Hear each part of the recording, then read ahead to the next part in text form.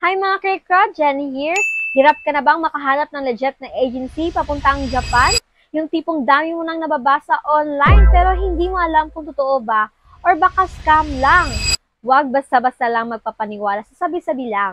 Mas maganda talaga kung ikaw mismo ang mag-verified kung legit ba.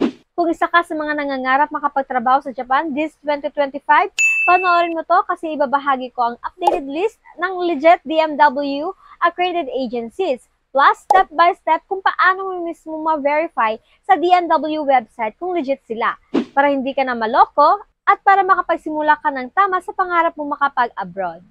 Quick disclaimer, wala po kaming koneksyon sa mga agencies na babanggitin ko. Ang goal lang ng video na ito ay magbigay ng verified information para makaiwas ka sa illegal recruitment. Ano ba ang DMW or POAA accredited agency at bakit ito importante? Simple lang po, ibig sabihin, legal sila at may approved job order sa Japan. Hindi sila basta-basta at kumukuha ng tao ng walang lisensya. At kung accredited, protektado under ng DMW rules. Lalo na pagdating sa placement fees, contract, at employer mo sa abroad. Listahan ng legit agencies hiring for Japan 2025. Ito na mga ka-recruit, ito yung mga legit at accredited agencies para sa Japan ngayong 2025.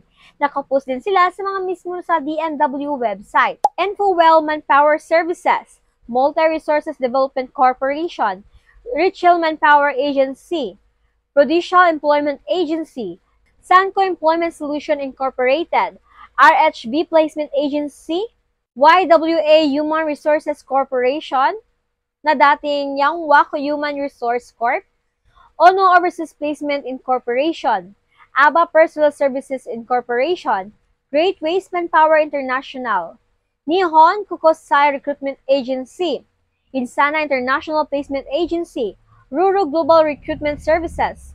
Alright, yes po, legit po lahat yan. Pero syempre, depende pa rin kung may active job order sila papuntang Japan. Kaya mahalaga na i-double check mo mismo sa DMW site.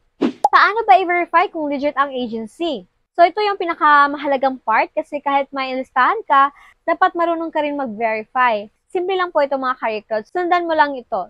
Punta ka lang sa official website, dmw.gov.ph, and click ang Licensed Recruitment Agencies tab. As you can see, search bar, i-type ang pangalan ng agency, lalabas ang details, license number, address, contact info, at kung may approved job order sila. Pwede mo ring i-check kung may active job orders papuntang Japan.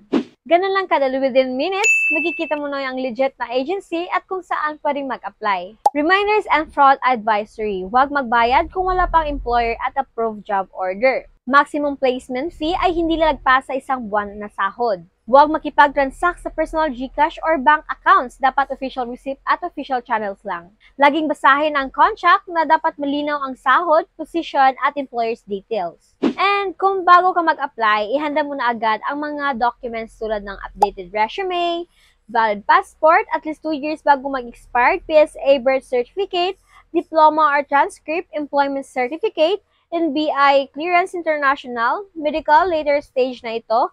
Kung ngayon pa lang, ready ka na, mas mabilis ang processing kapag may employer ka na. So, ayun nga mga ka-recruit, sana nakatulong itong video na to para malaman nyo kung alin ang legit na agencies papuntang Japan at paano i-verify gamit ang DMW or POA website. Kung may tanong ka pa, i-comment lang sa baba.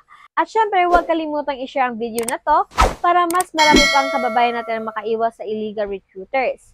This is Jen at lagi kong sinasabi na protektahan ang pangarap.